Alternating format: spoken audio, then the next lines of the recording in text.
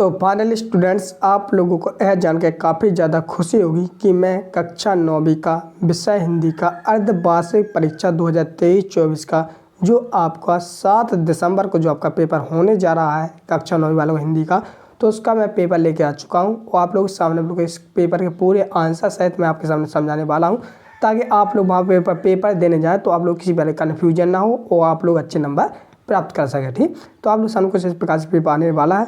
तो आपका जो पूर्णांक रहेगा तो पूर्णांक रहेगा आपके पास 75 नंबर का और समय रहेगी 3 घंटे। ठीक, तो 3 घंटे में आपको ये 75 नंबर का पूरा पेपर करना है। ठीक, चलिए, तो यहाँ पर कुछ इस प्रकार से निर्देश दिए गए हैं जिसमें बताया गया है कि आपके जो प्रश्न क्रमांक 1 से 5 तक जो आपके बस्ट प्रश्न रहेंगे जो 30 नंबर के रहेंगे। ठीक, और 6 से 23 तक मतलब के ये है विकल्प रहेंगे और 6 से 17 तक आपके 12 प्रश्न रहेंगे जो 2-2 नंबर के रहेंगे।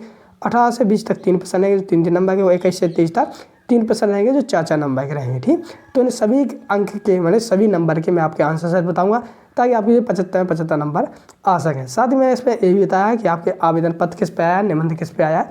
तो आप लोग कुछ नहीं करना है, ये वीडियो पूरा कंप्लीट जरूर देखना है। ये वीडियो मुश्किल से 10 से 20 मिनट की बनी या इससे कम रहे।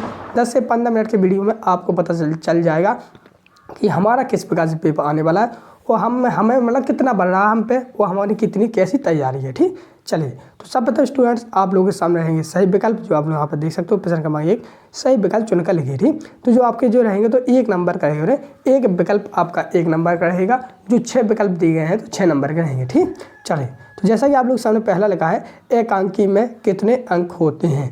अगर आप लोगों को इसके आंसर पता है तो आप लोग हमें कमेंट बॉक्स में बताएं, और जिनको नहीं पता है इनके आंसर तो मैं तो बता ही रहा हूँ। ठीक, तो देखो पहला लिखा आपके सामने एकांकी में कितने अंक होते हैं, तो सभी लोग जानते हैं एकांकी में 1 अंक होता है, यानी कि आपका घ नंबर सही है। ठीक, दूसरा लिखा है किस जानवर को कभी क्रोध नहीं आता है, तो किस जानवर को कभी क्रोध नहीं आता है, तो गधा को क्रोध नहीं आता है, यानी घाघड़ी का सही आंसर है। ठीक, चलिए अगला है तीसरा नंबर लिखा है वीर रस का स्थायी भाव है। जो वीर रस है तो उसका स्थायी भाव क्या है, तो वीर का सभी लोग जानते हैं उत्साह है। आपके जो 10 रस हैं वो 10 ही रसों के आपको स्थायी भाव सीख के जाना है, जैसे श्रृंगार का रति, वीर का उत्सव, भयानक का भय, हास का हंसी, इस प्रकार से क्रोध का क्रोध, ये सब 10 रसों के आपको 10 स्थायी भाव सीख के जाना है, क्योंकि वहाँ पर कोई कहीं से भी किसी प्रकार का रस आ सकता है। ठीक, चलिए फिर आप लोगों के सामने चौथा वाला ऑप्शन लिखा है, चौथा विकल्प लिखा है यहाँ पर, जो लिखा है आपके सामने मेघ आए हैं। जो मेघ आए हैं तो मेघ कैसे आए हैं, तो मेघ आपके वन ठन के आए हैं, यानी कि खा ऑप्शन आपका सही हो जाएगा। 5वां विकल्प है हिंदी साहित्य का स्वर्ण युग माना गया है। जो हिंदी साहित्य का स्वर्ण युग माना गया है तो किसे माना गया है, तो ये माना गया है भक्ति काल को। किसे माना गया, भक्ति काल, यानी खा ऑप्शन सही है। अगला आप लोग सामने 6वां जिसमें लिखा है कबीर के अनुसार ईश्वर कहाँ है। जो कबीर है तो कबीर के अनुसार ईश्वर कहाँ है, तो कबीर के अनुसार ईश्वर हर प्राणी के श्वास में है। तो का उत्तर सही है, सही हर प्राणी के श्वास में है। ठीक, चलिए बढ़ते नेक्स्ट आप लोग सामने रिक्त स्थानों की पूर्ति कीजिए। देखो रिक्त स्थानों की पूर्ति करना है तो देखो पहला लगा रिक्त स्थानों की पूर्ति, पहला लगा लो सामने श्रृंगार रस का स्थायी भाव है। तो श्रृंगार रस का स्थायी भाव क्या है, तो मैंने भी पहले ही बताया था आपको कि 10 रस हैं तो 10 रस को आपको स्थायी भाव सीख के ही जाना है। तो श्रृंगार रस का स्थायी भाव क्या है, तो श्रृंगार रस का स्थायी भाव होता है रति, तो आप लोग इसमें रति भर देंगे। दूसरा लगा है कमायनी है, तो कमायनी क्या है, तो कमायनी एक महाकाव्य है। क्या है बच्चों, महाकाव्य। ठीक, चलिए तीसरा देखते हैं। तीसरा लिखा आप लोग सामने है महाकाव्य में जीवन का चित्रण होता है। जो महाकाव्य होता है तो उसमें कैसा होता है, तो जीवन का संपूर्ण जीवन का चित्रण होता है। क्या लोगे, संपूर्ण। ठीक, संपूर्ण जीवन का चित्रण होता है।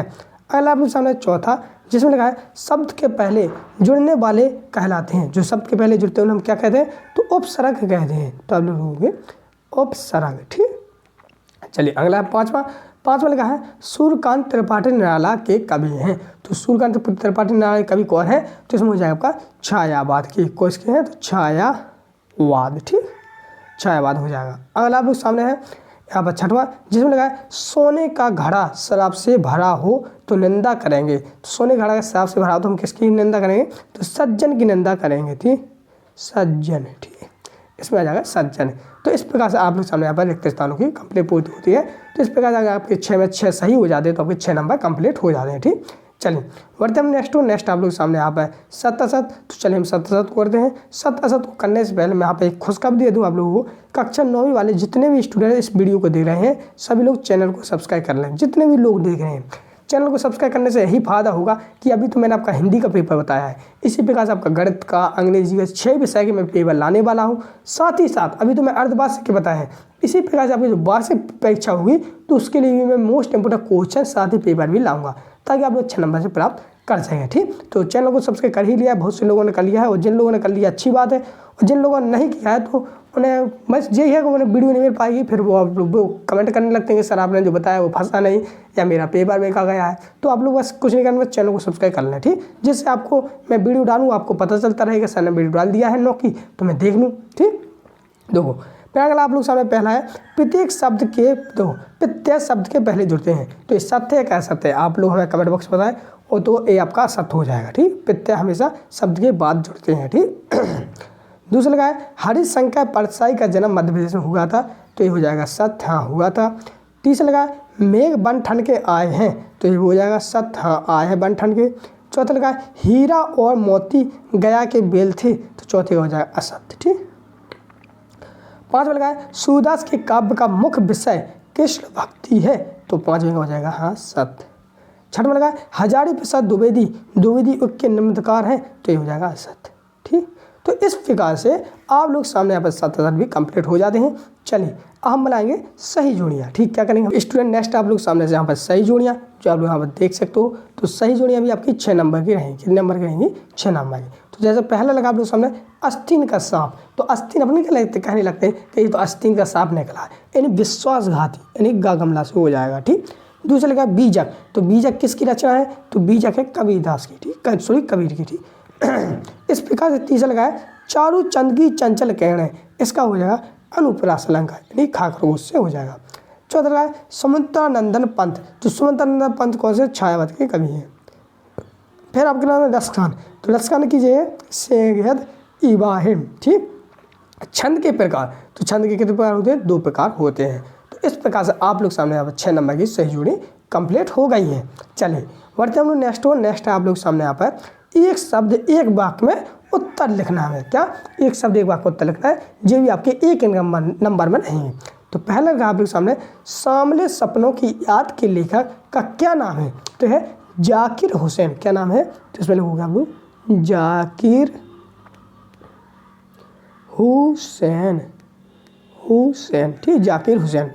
दूसरा लगा आप लोग सामने सदाचार का विलोम शब्द होता है। सदाचार का विलोम क्या होता है? दुराचार। होता है कि नहीं होता है? तो लिखोगे दुराचार। तीसरा लगा आप लोग सामने ऊंची दुकान और फीका पकवान का क्या अर्थ है? तो ऊंची दुकान फीका पकवान का अर्थ होता है अधिक दिखावा करना। क्या? अधिक दिखावा करना। ठीक, अधिक दिखावा करना। ठीक, फिर आप लोग सामने यहाँ पर चौथा काव्य की शोभा बढ़ाने वाले तत्व क्या कहलाते हैं? तो काव्य की शोभा बढ़ाने वाले तत्व अलंकार कहलाते हैं। आप सभी लोग जानते हैं अलंकार कहलाते हैं। ठीक,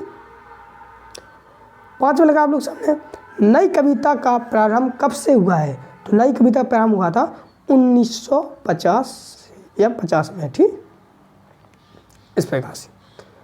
अगला आप लोग सामने छठवां ब्रिटिश राज का गहना क्या है? तो ब्रिटिश राज का गहना है हथकड़ियाँ। क्या है? हथकड़ियाँ। ठीक, ये हो जाएगा हथकड़ियाँ। इस प्रकार से आप लोग सामने यहाँ पर एक शब्द एक वाक्य उत्तर हो गए हैं। चलिए अब हम लोग प्रश्न क्रमांक 6 के करते हैं। ठीक, तो देखो प्रश्न क्रमांक 6 में लिखा आप लोग सामने नई कविता के 2 प्रमुख कवियों के नाम, उनकी 2 रचनाएं लिखनी है। तो देखो एक हो जाएगी आपकी क्या?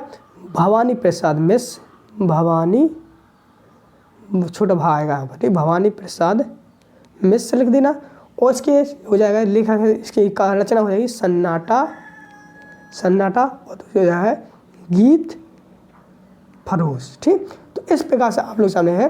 फिर नई कविता की विशेषताएं लिखनी है हमें। तो इन सभी के आंसर अगर आप लोग चाहे तो आप लोग कुछ नहीं करना। जो क्वेश्चन देखो पूरे क्वेश्चन है, साथ में आप लोग यहाँ पर बता दो। देखो जो आप लोग सामने यहाँ पर ये भी दिया है। देखो जी आपका आवेदन पत्र है जो हमको लिखना है शुल्क मुक्ति पे, कोई आपके सामने नहीं बंद है। तो वो इन सभी का आंसर अगर आप लोग चाहते हो फुल वीडियो तो डिस्क्रिप्शन में लिंक दी गई है उस वीडियो का, तो पूरा उस देख सकते हो, या आने वाला वीडियो, तो इसलिए आप लोग चैनल को जरूर सब्सक्राइब कर लेना। तो मिलते हैं हम लोग नेक्स्ट वीडियो में, तब तक के लिए जय हिंद जय भारत।